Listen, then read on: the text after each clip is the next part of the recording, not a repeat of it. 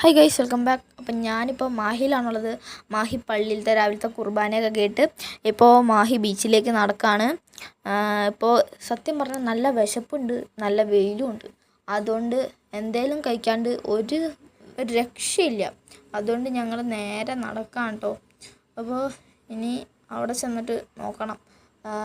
ഞായറാഴ്ച ആയതുകൊണ്ട് ഒരു കടയും തുറന്നുള്ള. അപ്പോൾ ഞാനിപ്പോൾ നടന്ന് അവശതയായി.